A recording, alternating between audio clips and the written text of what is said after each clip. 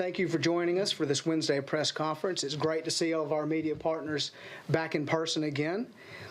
I'm Lieutenant Steve Fishback with the Charlotte-Mecklenburg Police Department Public Affairs Office, and today we're going to be highlighting some of the hard work being conducted by our Organized Retail Theft Task Force.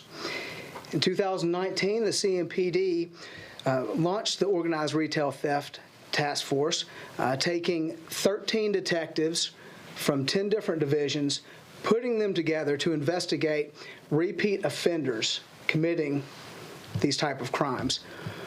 And what we're talking about, quite frankly, are people who are committing shoplifting as a way to earn a living. That's how prolific this is.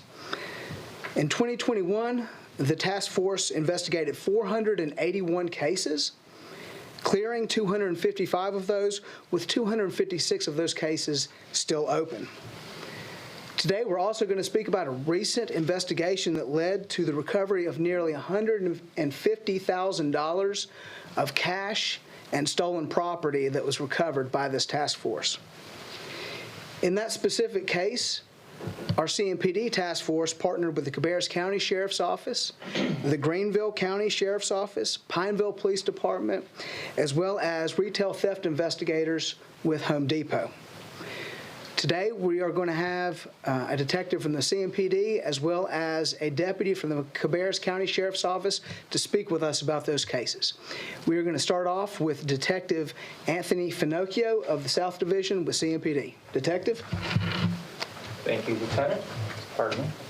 Good morning. Again, my name is Anthony Finocchio. I'm a detective here in Charlotte, and I'm a member of the Organized Retail Task Force. And I'm going to talk to you a little bit about a couple things and just give you a kind of an outline of what the task force is responsible for.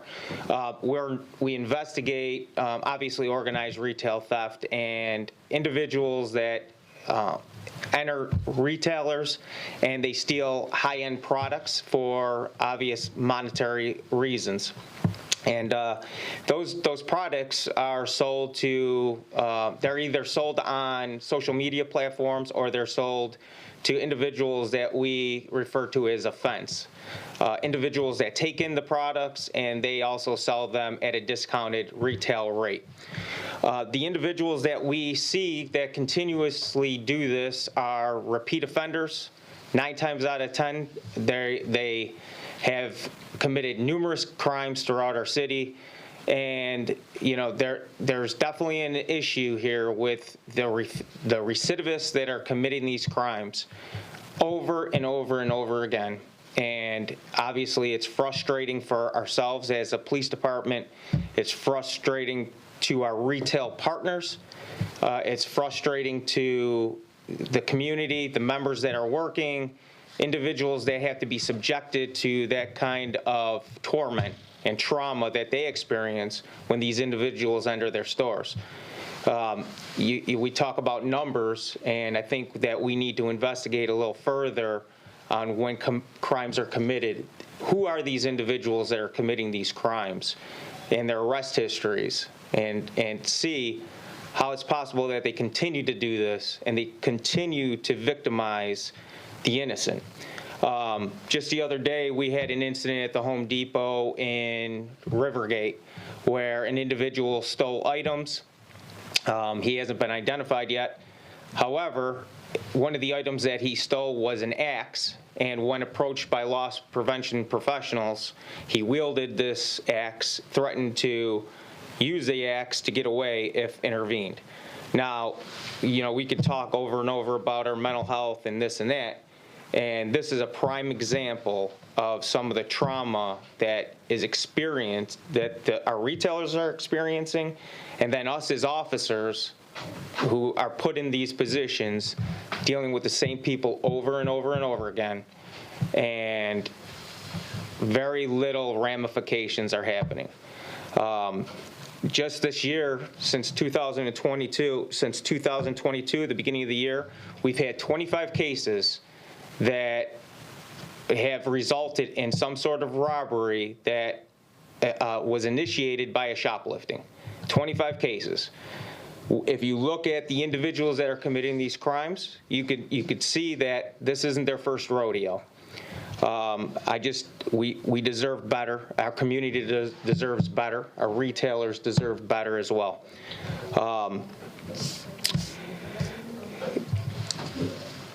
One of speaking of recidivism, we can talk about some different cases, but we, as Lieutenant Fishback noted, we have partnered with different retailers, one being the Home Depot, in this particular case that we're about to talk about, where a Home Depot investigators identified an individual named Steven Vanderberg, who had stolen approximately $250,000 to $300,000 worth of merchandise from Home Depots and Lowe's throughout our city, Cabarrus County, other counties.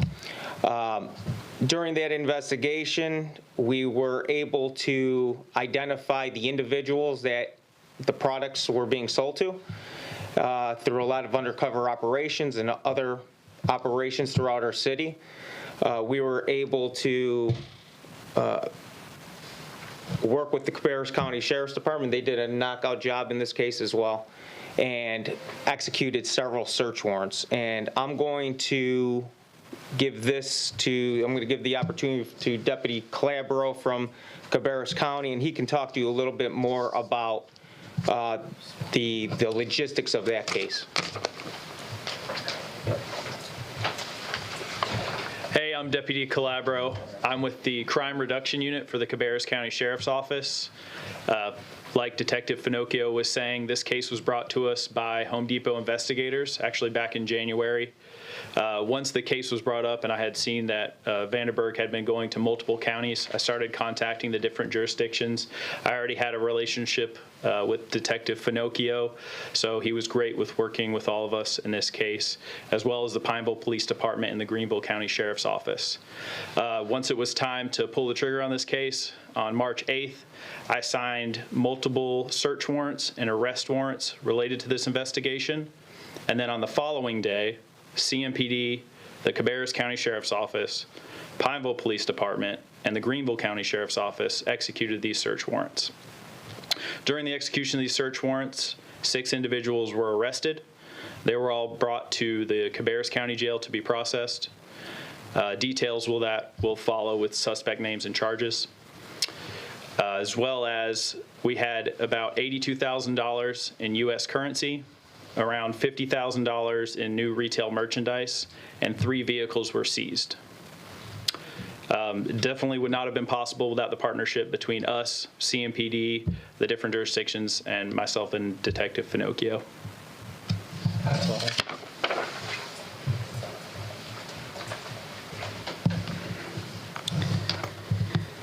All right, for our media partners, I'm going to give you the spelling of those 2 gentlemen's names. It's going to be Detective Anthony Finocchio. Spelling of that last name is Finocchio. And then Deputy Calabro, Calabro. And so we just heard from 2 law enforcement officers dedicated to working this. We talked about how we brought 13 detectives from all over the jurisdiction to work on this. But let's not forget of how many community members that we have out there that can be part of this effort. Thousands, tens of thousands.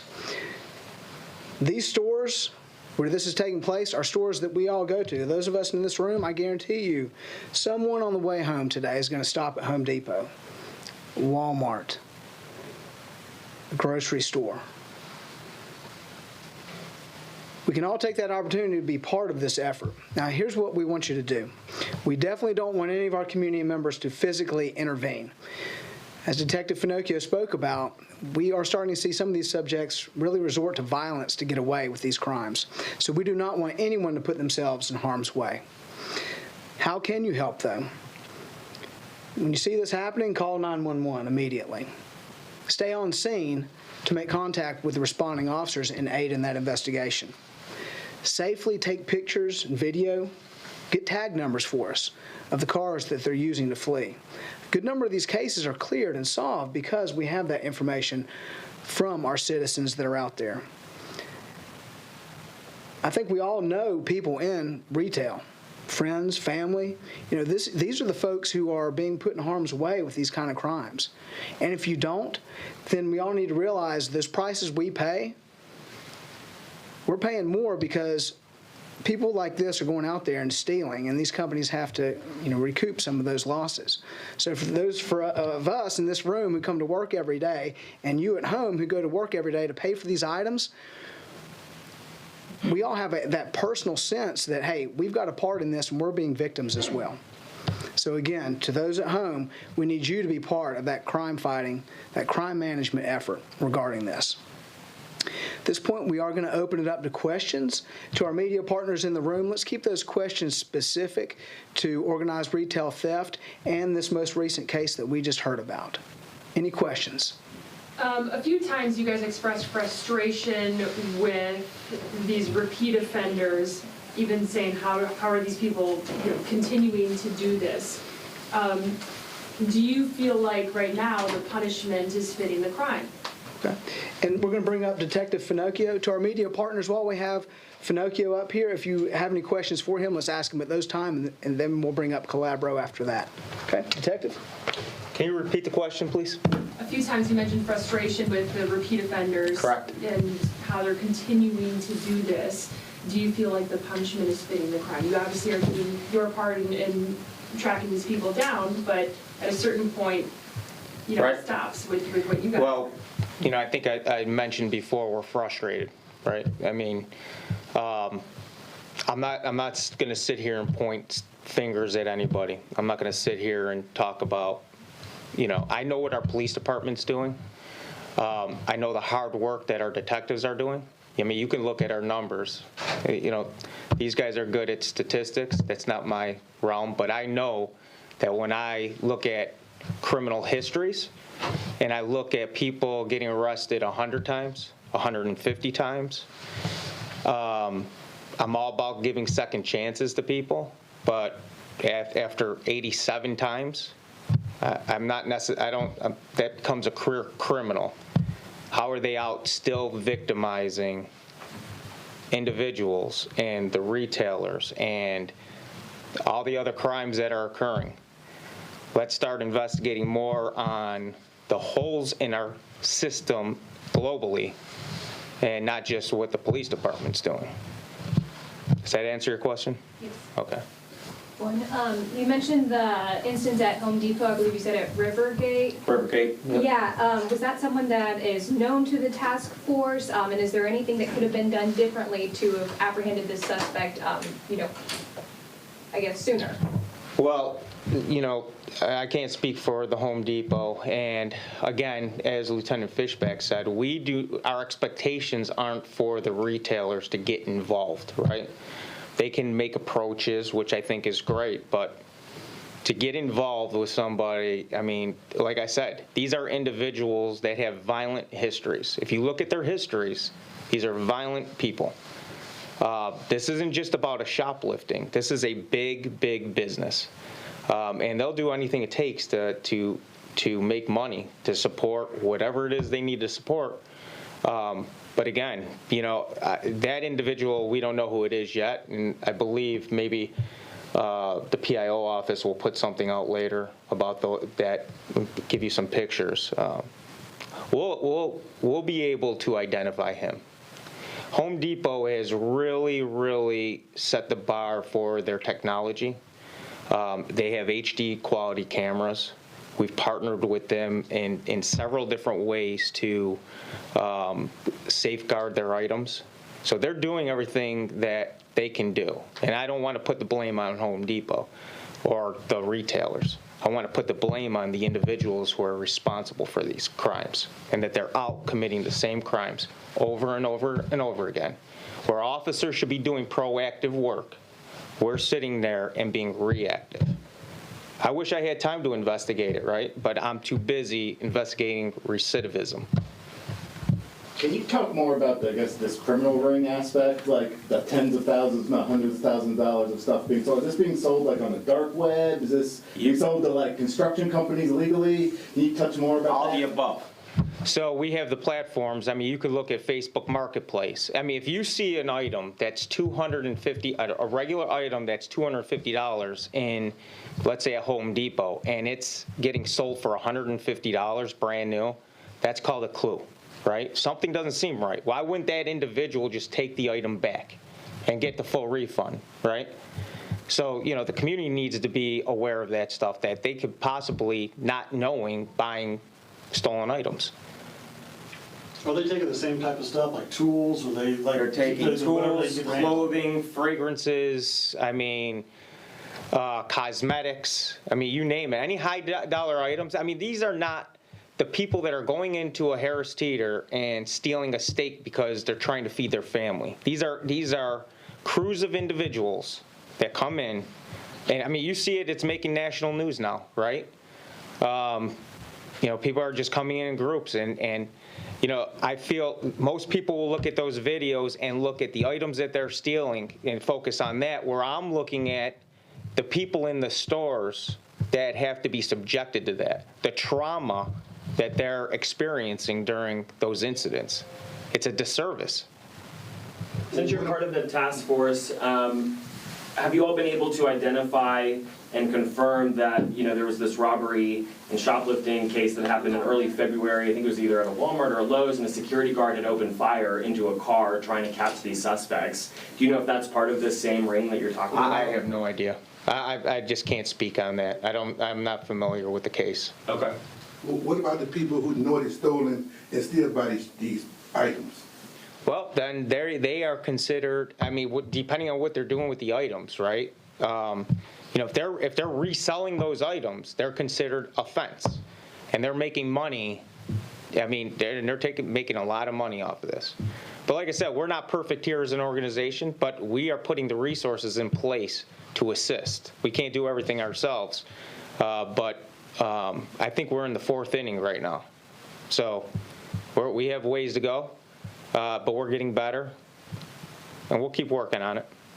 Are most of the retailers kind of doing all they can with the sensors, the cameras, and once they leave the door, usually they can't really pursue them in the parking lot? There's only so much that they can do. You know, we can't, like I said before, we can't put all the blame on the retailers. They are responsible. I mean, listen, it's their product that's being stolen. They are the victim. They've spent millions of dollars on technology. But again, people don't care. The individuals that are committing these crimes don't care. Why? They've been arrested 150 times.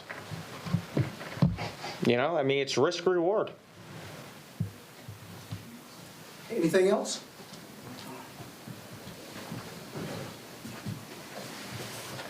Before we wrap up, did we have any questions for Deputy Calabro? Okay. One item that I do want to leave you with is that the CMPD Public Affairs team is continuing to build out our civilian team. And if you give me a minute for a plug here, we're looking for an experienced videographer, which is a senior communication specialist. This is going to be a senior role on the team that will entail short-form and long-form video projects. We're also looking for 2 senior public affairs manager, one of which we're looking for that has a background in marketing and project management, and then that second position for one who has experience in media relations and a storytelling background. So just keep that in the back of your minds, folks. Too. What's that? And officers too. And officer, we are always looking for officers too. So again, to everyone who's watching, think about all those opportunities. It's a great place to work, an exciting place to work. And if you have any questions, you can always go to charlottepolicejobs.org, or you can, more informal question, always hit us in the inbox at CMPD PIO. All right, thank you.